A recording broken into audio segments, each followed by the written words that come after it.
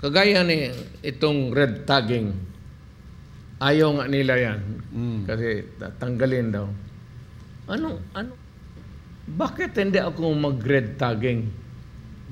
Alam naman natin na marami ng libo na ang namatay na sundalo, pati pulis, pati mga barangay captains. Paborito nila barangay captains eh.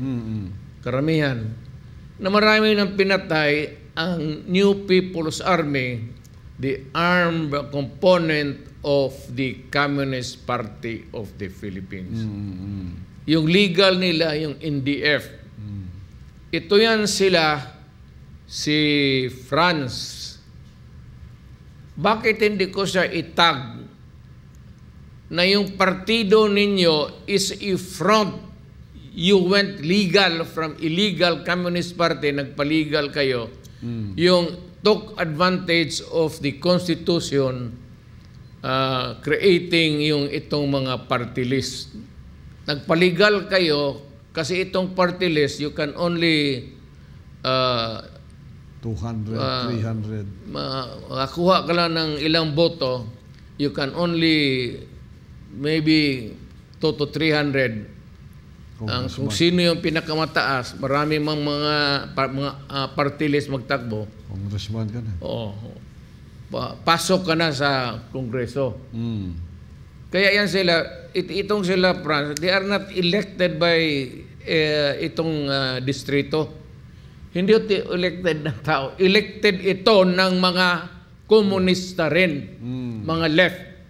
Kaya sinabi ko sa kanya, I am branding you as a communist member. Ang legal, nagpa-legal kayo, yun yung party list ninyo. Huwag na tayong magbulahan. Alam ng Pilipinas, alam ng military, alam ng pulis, alam ng mga mayor, alam natin. Why should I not tag you? Talagang kalaban natin ang Communist Party of the Philippines because you are into a revolution to overthrow the government and you want na kayo ang papalit. Bakit pa tayo magda-jamming dito? Call spade is spade. Huwag na tayo magbulahan. Nakita mo, in all the history of the Philippines, kayong mga Pilipino, have you ever thought about this? Na there was not an instance na nag-flagging sila ng red flag sa the way the funds are. Maraming departamento na, but Congress never. Takot ang audit dyan. Itong national audit, wala, takot dyan. Kasi pagka sunod hearing ninyo, next year, Congress provides how many offices are there in the government, o magkanong funding. Pag hindi kabinet ang funding, na-abolish na yung opisina ninyo. Kaya takot lahat. Yan ang dapat malaman ng Pilipino. Ngayon, gusto ko nga malaman, sabi ko nga, open the books.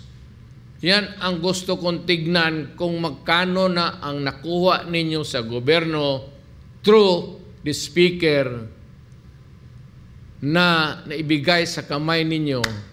Gusto namin tignan kasi, binigay ninyo sa NPA, walang sweldo yan sila eh. They are in the mountains fighting. Walang pagkain, walang sweldo. Alam mo, nagsusweldo yung NDF. Sila yung nagpa-fundraising. And it amounts to billions. Yung taxation ng NPA. Pupunta yan ng NDF, tapos sila ang mag-distribute ng pera.